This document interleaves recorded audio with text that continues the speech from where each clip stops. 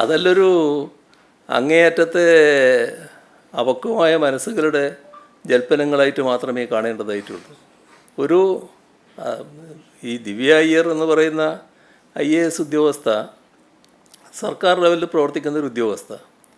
അവർ സാധാരണഗതിയിൽ അവർക്ക് തോന്നിയൊരു കാര്യം പരസ്യമായി പ്രതികരിക്കുന്നു.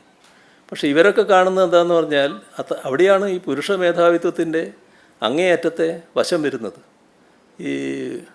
അവരുടെ ഭർത്താവിൻ്റെ രാഷ്ട്രീയം മാത്രമാണ് അവർ കാണുന്നത്. ആ രാഷ്ട്രീയത്തിൽ നിന്ന് വ്യത്യസ്തമായ ഒരു നിലപാടും സ്വീകരിക്കാൻ പാടില്ലല്ലോ എന്നാണ് ഈ പുരുഷ മേധാവിത്വത്തിൻ്റെ ഭാഗമായിട്ടൊരു ചിന്ത വരുന്നത്. ആ ചിന്തയുടെ ഭാഗമായിട്ടാണ് അവരെ വല്ലാതെ ആക്ഷേപിക്കാൻ തയ്യാറായിട്ടുള്ളത്. അവർക്ക് തോന്നിയൊരു കാര്യം നിഷ്കളങ്കമായി അവർ പറയുന്നു എന്ന് ഒരു നിലയെടുക്കുക എന്നല്ലാതെ അതിൻ്റെ മേലെ വല്ലാതെ ഓടിക്കയറേണ്ട കാര്യമില്ലല്ലോ.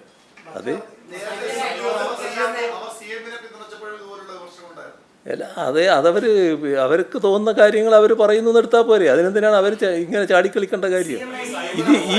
ഈ വശമാണ് കാണുന്നത്. ഈ ഭർത്താവിൻ്റെ രാഷ്ട്രീയത്തിന് വിരുദ്ധമായ നില അവരെടുക്കുന്നു. ഭർത്താവിൻ്റെ രാഷ്ട്രീയത്തിന് വിരുദ്ധമായ നിലയല്ല, അവരുദ്യോഗസ്ഥയാണ്. ആ ഉദ്യോഗസ്ഥ എന്ന നിലക്ക് ഗവൺമെൻറ്റുമായി ബന്ധപ്പെട്ട കാര്യങ്ങളിൽ അവർക്കുള്ള അഭിപ്രായം അവർ പറയുന്നു എന്ന് കണ്ടാൽ മതി.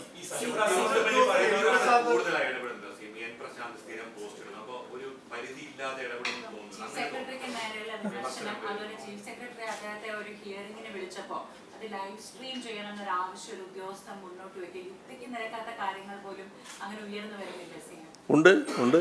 അതിൻ്റെ ഭാഗങ്ങൾ പിന്നെ അന്വേഷണത്തിലാണല്ലോ. ആ അന്വേഷണം നടക്കട്ടെ. അതും ഇതും രണ്ടാണ്.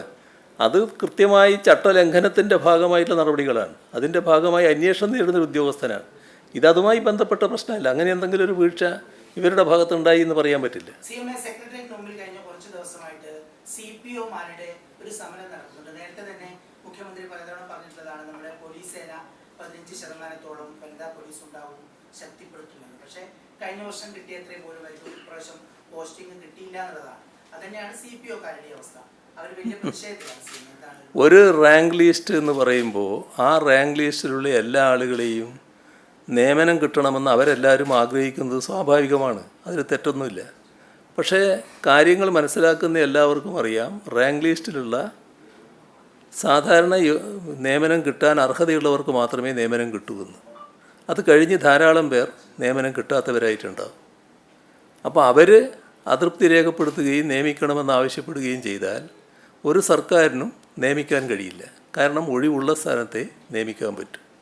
ഇപ്പോൾ സംസ്ഥാന സർക്കാർ ചെയ്യുന്നത് ഒഴിവ് എത്രത്തോളം കണക്കാക്കാൻ പറ്റും അത് മുഴുവൻ കണക്കാക്കി അവർക്ക് നിയമനം നൽകുകയാണ്.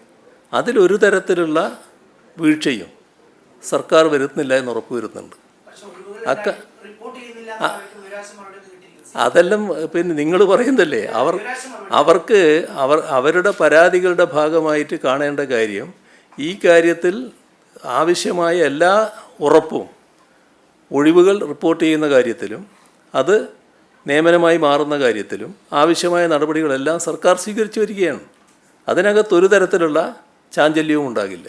അതേ നില തന്നെ സ്വീകരിച്ചു പോകും.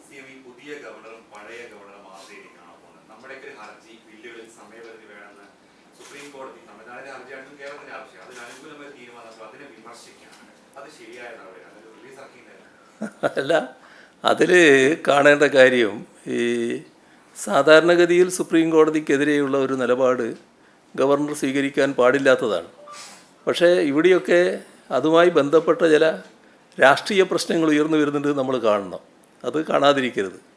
അതിൻ്റെ ഭാഗമായി എടുത്തൊരു നിലപാടായിരിക്കാമെന്ന് മാത്രമേ കാണേണ്ടതുള്ളൂ. ഏതായാലും ആ നിലപാടിനോട് യോജിക്കാൻ നമുക്ക് കഴിയില്ല. പക്ഷേ പഴയ ഗവർണർ പോലെയല്ല പുതിയ ഗവർണർ. നല്ല രീതിയിൽ തന്നെ അദ്ദേഹം കാര്യങ്ങൾ സഹകരിച്ച് പോകുന്നുമുണ്ട്.